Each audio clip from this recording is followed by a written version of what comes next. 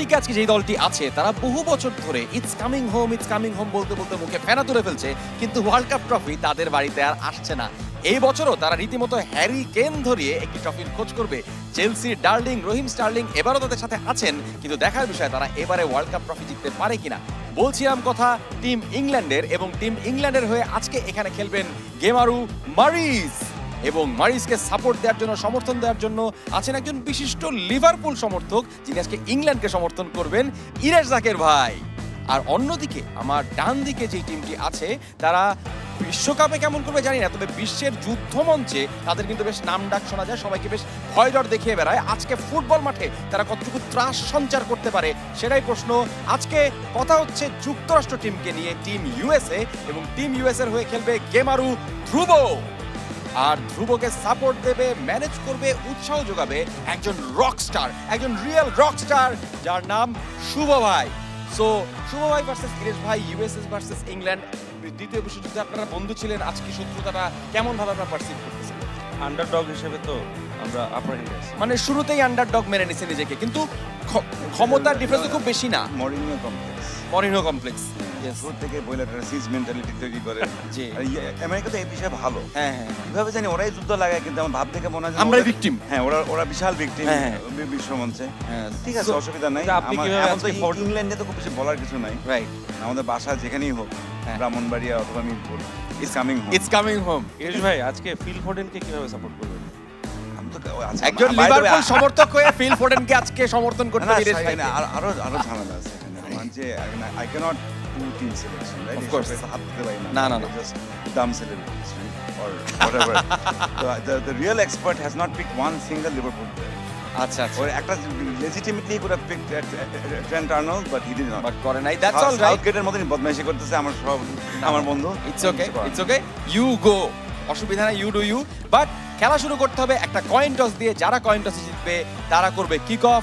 So বিকাশের logo যে সাইডে সেটা হচ্ছে হেডস, যে পাশে বিকাশ লেখা দ্যাট ইজ টেলস। সো কে কল করবে? ছোটরা করবে না, ইউএসএ কে ছোট বলছে কিন্তু। ওকে, ঠিক আছে, বয়সে তো ছোট। Ready? Tails. Head is the call. So coin টসে জিতে গেছে ইউএসএ, সো কিক অফ করবে ইউএসএ। কম বক্সে আমার জন্য অপেক্ষা করছে Hasan Mahadi. Let's start the game. ফ্রিল্যান্সারদের জন্য সুপার অফার, বিকাশে পেওনিয়ার থেকে টাকা আনলেই 2% বোনাস। বিশ্ব রাজনীতির দুই পরাশক্তি যুক্তরাষ্ট্র এবং ইংল্যান্ডের মধ্যকার আজকের ম্যাচ, তারা ফুটবল মাঠে লড়াই করবে। কি মনে হয় হতে পারে ফলাফল?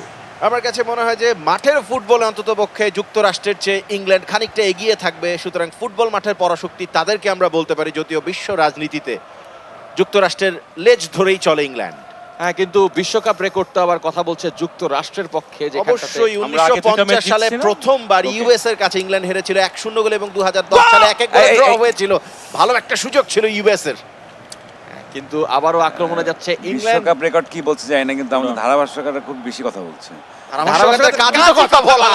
তারা তো কথাই বলবে, অপ্রাসঙ্গিক। বক্সের ভিতরে দারুণ ভাবে গোলকিপিং করেছেন, কিন্তু আমার মনে হয় শটটাও একটু দুর্বল ছিল। গোলকিপারের বুক দেখে সই করে মেরেছেন। আমার কাছে মনে হয় প্লেসমেন্টটা খারাপ ছিল না, বাট গোলকিপার খুবই ভালো করেছেন। তো ইংল্যান্ডের সাপোর্টার হিসেবে যেহেতু ইরেশ জাকির ভাই আছেন, আপনাদের উদ্দেশ্য কি জেতা নাকি মারামারি করা, একটু যদি বলতেন। কারণ ইরেশ জাকির ভাই ব্রাহ্মণবাড়িয়ার ছেলে, উনি একটু মারপিট করতে পছন্দ করেন। আপনার আজকে স্ট্র্যাটেজি শোনেন, আপনাদের একটা গোল খাওয়ার পরে মারামারি শুরু হয়ে যাবে। এই যে এখন দাঁড়া লাগছেন। হ্যাঁ, তারপরে আবার গোলকিপার আমরা নিয়েছি পিকফোর্ডকে। অনেক কিছু নেওয়া যায় না, কিন্তু নিতে হয়। যাই হোক, না, এইটা বিষয়টা হচ্ছে যে আমার খুব অদ্ভুত লাগে যে হুট করে দেখা যায় যে ব্রাহ্মণবাড়িয়ার প্রসঙ্গ আসলে কতিপয় অন্য জেলার সব সমর্থকরা ভাব করা শুরু করেছে ফুটবল যেন মানে উচ্চাঙ্গ সঙ্গীত। না, ফুটবল জিনিসটাই একটা সহিংস একটা বিষয় রে ভাই। আপনাদের মতো মারপিট কেই বা করে? না, কেন কে করে? আমরা এটা দেখেন, সবাই আমরা যে সফট ড্রিঙ্কে কোক বলি কেন? এটা ব্র্যান্ডিং। মারপিট সবাই করে, সফট ড্রিঙ্ক অনেক রকমের আছে। আচ্ছা ইরেশ ভাই, আপনি একটা খেলা অর্গানাইজ করতে চাইছিলেন ব্রাহ্মণবাড়িয়ায়, কি হয়েছিল?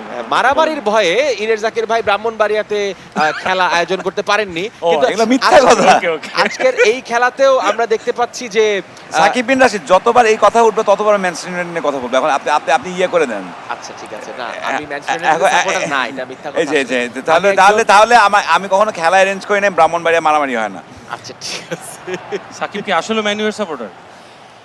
এখন বিশ্বকাপের সময় আমরা বিশ্বকাপের টিম নিয়ে কথা বলবো। দারুণ একটা গোল! ইংল্যান্ড এবং 1-0 গোলে এগিয়ে গেল। 1-0 গোলে এগিয়ে গেল চমৎকার ভাবে রহিম স্টার্লিং। রহিম ভাই গোলটা করলো, ইরেশ ভাই, রহিম ভাই পুরনো পাপি আপনাদের।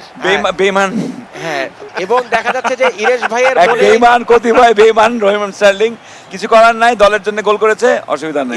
ইরেশ ভাইয়ের মনে চরম দোটানা, কারণ তিনি একজন লিভারপুলের সাপোর্টার হয়ে এই মুহূর্তে রহিম স্টার্লিংকে তাকে অ্যাপ্লড করতে হচ্ছে, কারণ তার দলের হয়ে গোল দিয়েছে।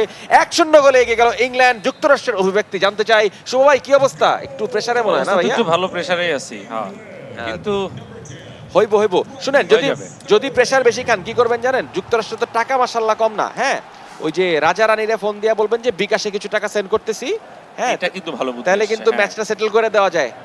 আচ্ছা শুভ ভাই, আপনি জো বাইডেনকে ফোন করে বলেন ঋষি সুনাককে একটা ফোন দিতে।